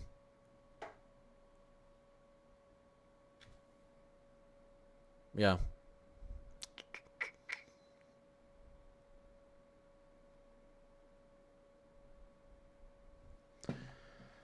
All right. Oh, did someone who just subbed join the Discord? Was that you? I see someone in general chat there. Cool. Looks like I'm sleeping at the hospital, so I don't miss work. Oh my gosh. Pam's in the chat. Pam's in the chat. Pam's in the chat. Wausau, Michigan. You guys just gotta make it so hard for me. Oh, Wausau, Wisconsin. Why was I saying Michigan? I mean, yeah. Were you guys pushed up into that moderate risk? Here, let me pull out of here. Let me see what's going on satellite wise. Okay, nothing much. Okay, let's go into our blue satellite. There we go. Appreciate it, Pam. Yeah, I mean, yeah, you guys are literally in was that Wausau? How do you pronounce that? Wisconsin. You guys are in that moderate hatched tornado region. It's a tornado driven. I don't know when the last time you guys were in a hatched moderate for tornadoes. It's a tornado driven threat. The atmosphere doesn't have issues forcing through that cap. You have to stay extremely alert. And it sounds crazy to think you could get EF4, EF5s up that far north in Wisconsin, but you can. Wausau. I'm saying it Wausau, but who knows? I say everything wrong. Appreciate the follows, guys. Oh my god, 176 new followers. That's wild. Claire sent a galaxy. Claire. I appreciate you, Claire. Thank you. Shout out, Claire. Here's our significant tornado parameters. I think it's the most responsible for me to use the HER right now, 00Z. This is weather balloon data. This is fresh data. It's still not understanding what's happening through. Again, guys, you got to look at this. Okay, what this is right here is what we call our SIGTOR params. Where you see these super bright colors here, this is extremely, extremely high tornado parameters. Meaning, if you get a tornado in here, you could get a beast of a tornado. Massive wedge, EF4. You get a beast of a tornado. But you need thunderstorms. This doesn't mean thunderstorms are going to be here. You could have blue skies with these SIGTOR parameter setups if that moisture has trouble pushing through the cap. This is why we're saying, okay, we see no thunderstorms here, but look at our tornado parameters. Look at our tornado parameters, guys. Ethan, I appreciate you. Iowa deserves a nice peaceful day tomorrow. If the storms pop off in Iowa, will they weaken before hitting Chicago? It looks like they will, but like I said earlier, we have some models that still want some supercells moving out into the Chicago region, so we got to watch it closely. Yeah, we got to watch it closely. So let me show you guys something here. Let me see if I can pull this on the sounding. Okay, here's a great example of why the temperature, such a little temperature difference. Let me unlock this. Such a little temperature difference could change everything. Okay, so right here at about 850 millibars in the atmosphere, our atmospheric temperature at about 850 millibars is going to be about 18 degrees Celsius. And our lapse rate is going to be about, 17.5 degrees Celsius. look at how close these are, guys. Can you guys see that? I don't know if you guys can even see that. Let me get in here. Do you guys see this? This is what's preventing. Let me move this too. This is what's preventing massive tornadoes and an outbreak of tornadoes. See this red line passing over our lapse rate? Guys, 1 degree. 1 to 2 degrees in a temp difference in your lapse rate, difference in your atmosphere. And this is like a perfect setup. And the models get this wrong all the time. Why wouldn't it get it wrong again? But it could be right. But again, this is like a just flip a coin. What's between here? This is your atmosphere, and here this is your lapse rate. This is the temperature of your air parcel that's rising with moisture to condense and release latent heat. The red is the temperature of your actual atmosphere. Everything between here and here, that's your convective available potential energy, your CAPE. That is what allows massive, very tall, strong, big tornadoes to form. And it's good. It's good in there. But this thing needs to fix itself. 73/65 is a decent dew point to temperature as well.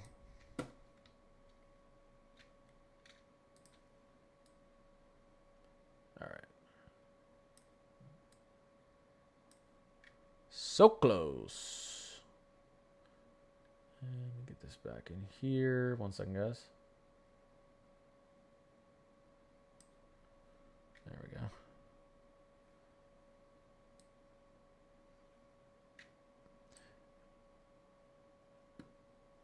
What's happening in the red?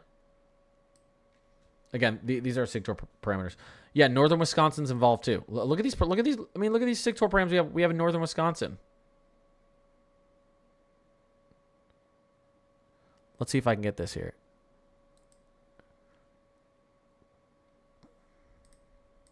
Possible hazard type tornado. There's no cap up here, actually. It's a pretty good look up here in northern Wisconsin.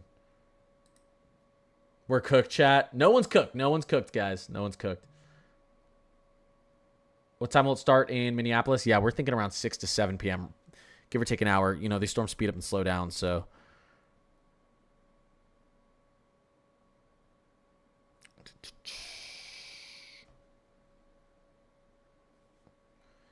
I'm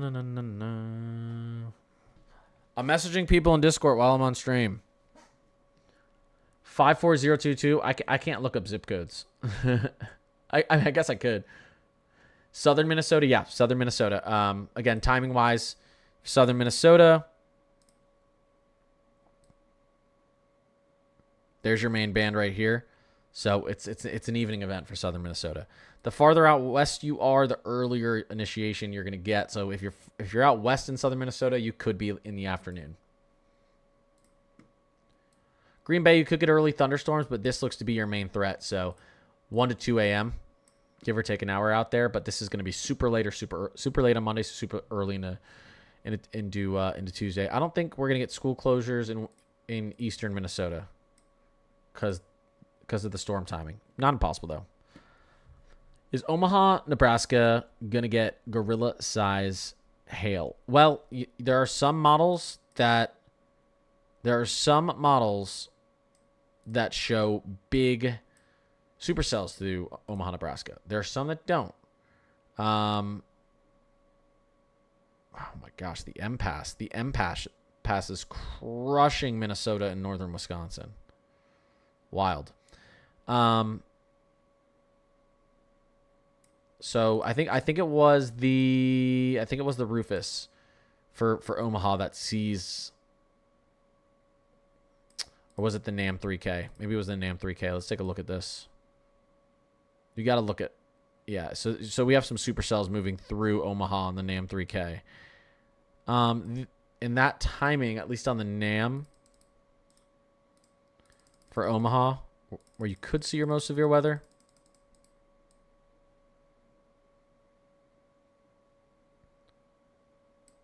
Oh, that's interesting. Yeah, so that would be... Let's do quick math. That'd be around 6. This would be around 6 in the afternoon. I mean, 6 in the evening. There's some supercells popping up in and around the Omaha region on the NAM. And there's kind of a decent track to one right here. So that timing matches up. That timing matches up with Minneapolis, what's happening up there in Minnesota. That matches up with the other models as well. So that gives me some confidence in that. You can see what's happening up here. This would be around 6 to 7 p.m. Minneapolis. So yeah, that matches up with the other models as well. Connor on Tuesday, Northeast PA. Are we okay? Northeast PA, you should be chilling. Northwest PA, you're going to want to stay pretty weather alert. I would pay attention to Northeastern PA, but Western PA is looking much more volatile. It's not looking too bad anywhere in Eastern PA.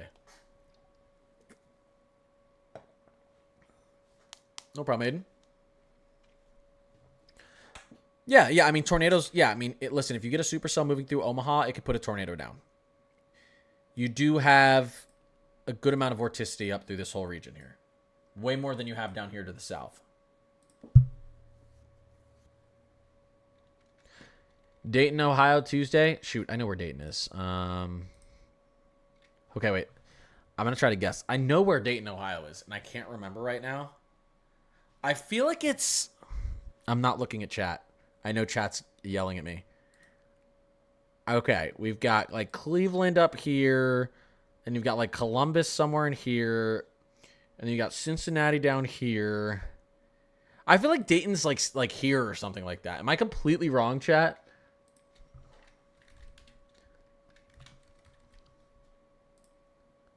Oh my God, I don't want to be embarrassed. Okay, I wasn't that far off. It's here. I knew it was like...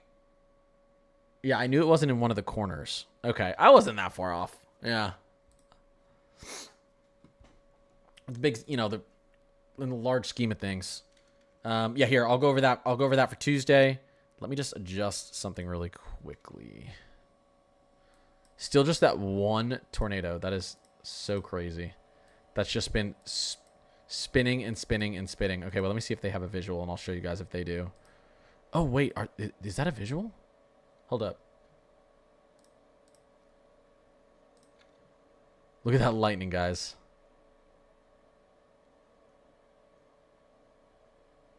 Oh, my God. Is there a funnel cloud in there, or am I going crazy? Ooh.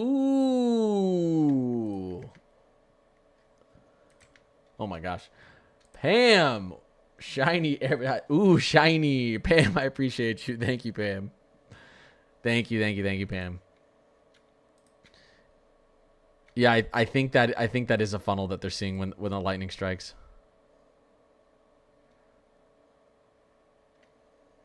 Pam, I appreciate you. Look at how many flashes, guys. Oh my gosh. That is a lot of lightning strikes. Wow. Looks like they're at a rave. Oh my God. I'm scared of lightning. I'm so scared of lightning, guys. Really quickly. I'm going to talk about it. I'm going to talk about Dayton. I didn't forget. Really quickly. Look.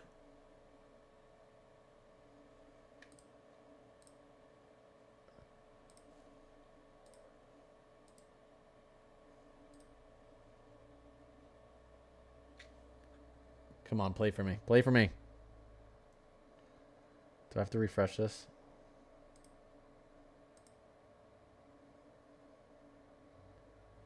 Look at that. Let me refresh this real quick.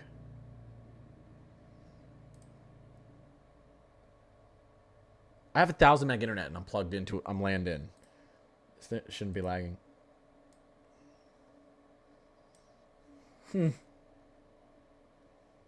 Wild. Oh, now we're getting the sparks. Those are the new ones. Okay, let's talk about Dayton, Ohio on Tuesday. I promise I didn't forget about you. Wow. All right. Let's get back here. All right, Tuesday.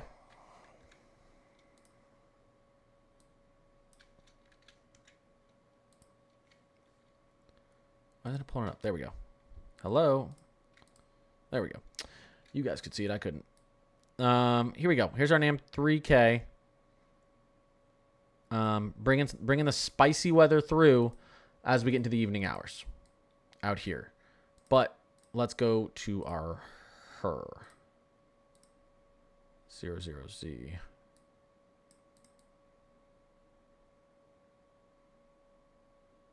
Here we go. Here's where things could start to get interesting. So the her is having a lot of these storms initiate through central Ohio much earlier. 10 a.m.-ish. 10, 11 a.m.-ish on Tuesday. And it does show, I mean, you can see this here. It does show a decent amount of potential supercells through here, through portions of northern Kentucky, southern Indiana, central to southern Ohio. So yeah, I mean, late morning and then through the afternoon hours is where you could actually, based on the late stage triple R's, where you could actually see some potential spin ups. Let's look at our tornado parameter out here through Ohio though. Around that time, there's some. There's. This is southwestern Ohio, but it's not too far in the big scheme of things. 3100 surface cape is crazy. I want to see the rotation though. Yeah, not crazy directional shear. You've got a little bit southeasterly there. You know, yeah, I think this would be more of a hail. I think this would be more of a hail wind threat down here. I think this would be more of a hail wind threat. You could get a tornado. With cape like that, you get any sort of rotation, it's going to tilt it. But yeah, you get a lot more rotation up here to the northeast. Morning, afternoon hours, though, large hail, strong winds definitely possible. Not impossible to get a tornado through the region. So I'd pay attention to that. Yeah, no problem.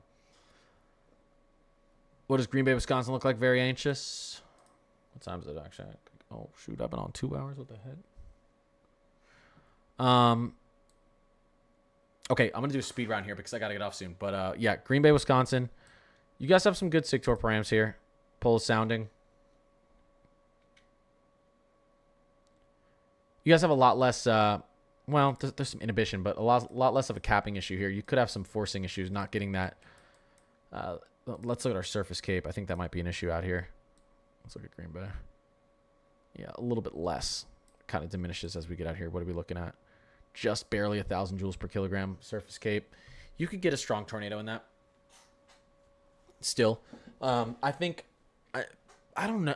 I don't want to say it, but I feel like the HRRR is going to uptrend this tomorrow. It's been in a downtrend mode, so I could be wrong.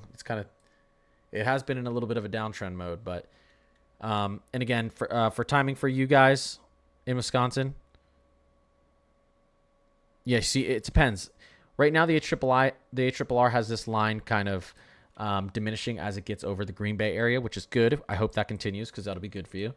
And that would be around, that'd be around midnight. That'd be around midnight to 1 a.m. This weather would be moving into that region. It could run out of instability, and that's what it's looking like right now. But I would stay tuned. Stay updated tomorrow. See what happens. I'm sorry if you went over it already, but what are you thinking for the Minneapolis area? Minneapolis area looks extremely volatile, more than any major city tomorrow. Evening hours, 6, 7 p.m. Have a way to get weather alerts. Pay attention. Northern Missouri tomorrow. Well, this is kind of like late tomorrow, early into the morning on Tuesday. Yeah. 2,500 surface cape. No issues with inhibition. TOR over 1.0 effective layer SIG. decent shear and SRH values, you could get a spin up down there. Yeah. There's you're seeing late into the evening and very early into the morning on Tuesday. You're seeing hail tornado potential in northern Missouri. Apple Weather says nothing. I bet this will be nothing again. All right, if you believe Apple Weather. It could be nothing. It could be nothing. Every model disagrees because, like I've said, it's a conditional setup. Super conditional. We don't know if our air parcel is going to be able to punch through. What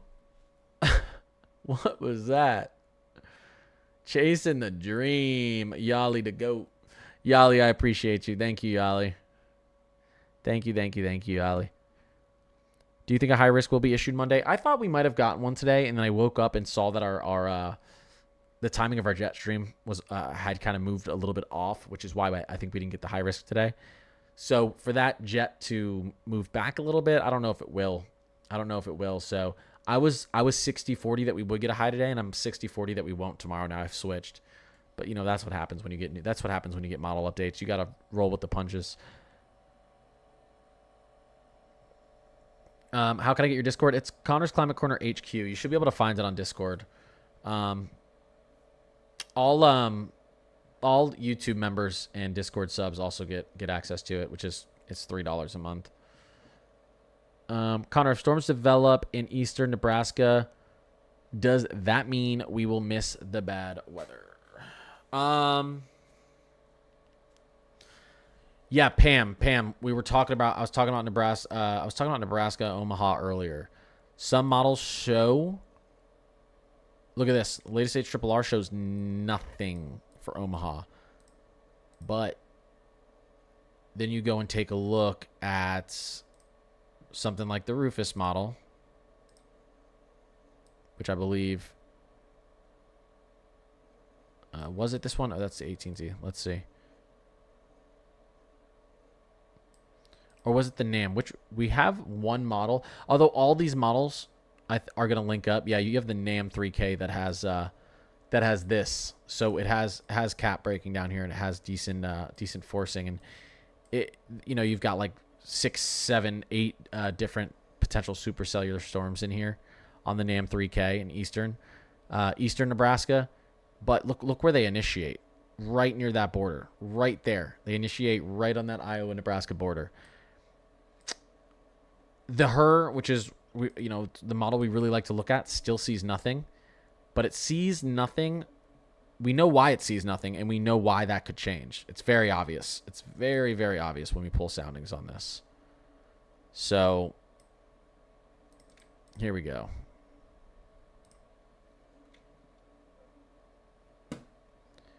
I mean, this sounding looks great.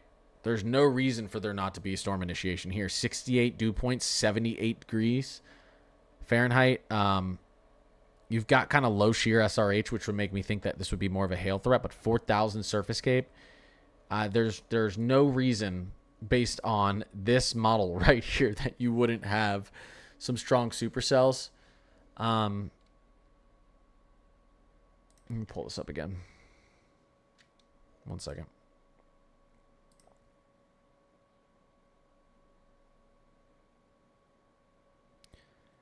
Yeah, there's no inhibition on this either. Your dew points drop off a little low there, though. So this is actually Monday. Let me push this forward. That's actually interesting how that progresses. Monday afternoon. Let me pull into the reflectivity again on here. So that's this. And the HRRR, you can see it wanting. Here's the thunderstorms. If we see these pop up and they break the cap, you could have a line of strong, severe thunderstorms right here. That's morning into early afternoon.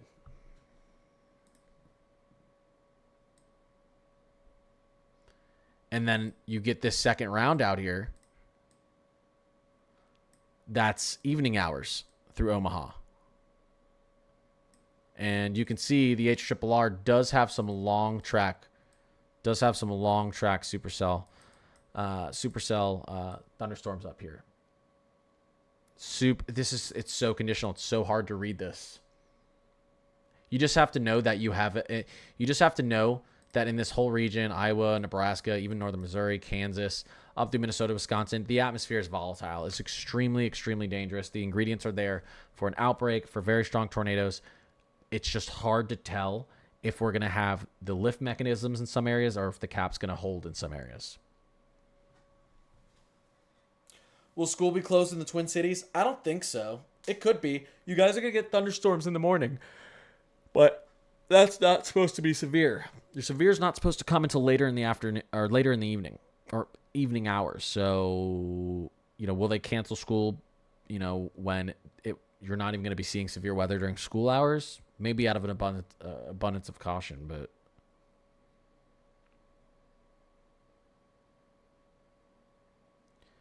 can you give me your opinion on Clinton, Missouri, please?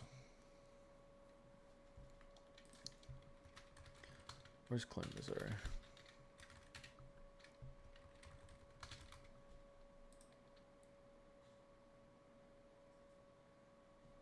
Sure. All right, let's go through our latest HRRR. Here we go. So right now, this is. We'll have to watch what happens Monday evening. Again, we could see this line of thunderstorms that's wanting to form. We could see some initiation along this boundary.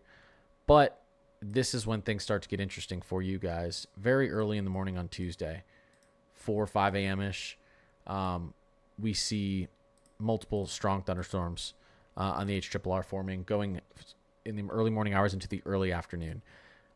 This to me, I think, is going to be a hail-driven threat.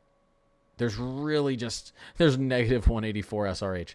There's really not a ton of rotation down here. But every time I say that, listen, there's a lot of CAPE. If you have CAPE, you can have tornadoes. It's weird things can happen with surface helicity. So there's a tornado threat, but I think it's a hail-driven threat, and I think that's going to be early in the morning to the early afternoon hours on Tuesday. So,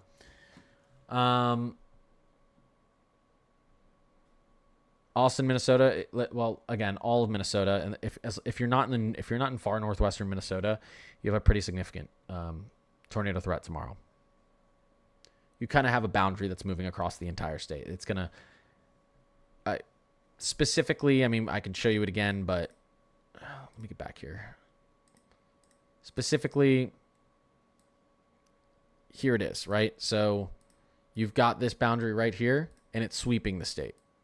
This boundary is just sweeping across the whole state and remaining active through much of it. And that's why you have such a large such a large portion of Minnesota in an enhanced and moderate setup. Even the slight is tornado driven.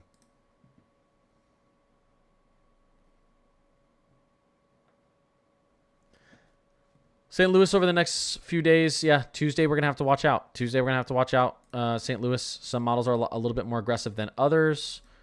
I got to get off here in a second. But some models are a little bit more aggressive than others, specifically the Rufus goes crazy with this thing.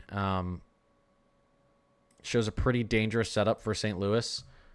This would be around 8-ish, 8 a.m. in the morning on Tuesday. And then it shows potentially another second round, but we'll have to see. This might be to the south in the afternoon, evening hours on Tuesday. So right now, though, the most dangerous, and then this looks crazy for Dallas-Fort Worth. And, oof. But that's a little bit farther. Right now, I would say, the Rufus has been right a couple times. If they were right about this, St. Louis definitely has to be on alert as you're waking up and getting ready for work or taking the kids to school Tuesday morning, 7, 8, 9. After that, that could be the rest of it. You could get some good rain, cooled air, and then you could have supercell initiation down to your south. But I would say the whole day Tuesday, we need to pay attention to that region. Guys, I have to get off. This is Pivotal Weather. I use Radar Omega as well. I've got Windy out here for some good satellite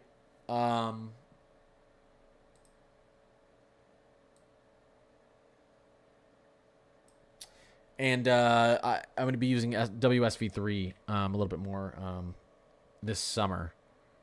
So, yeah, this thing's been on the ground forever. One second. I will be posting. I will be up early in the morning, 7, 8 a.m., posting all of my updates in Discord. All the information you need to see, new risk zones, alerts, warnings, watches, everything, what we think for the day. And I'll be putting that on all my social medias.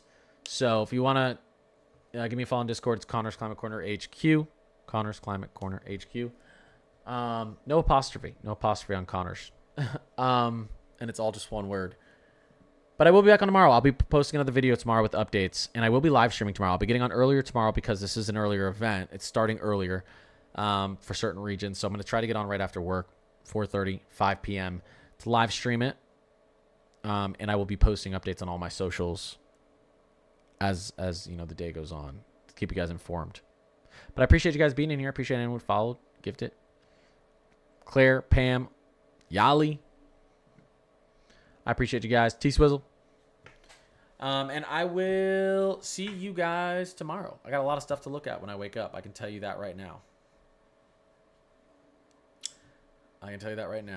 Thanks for being here, Pam. I appreciate you, Nora.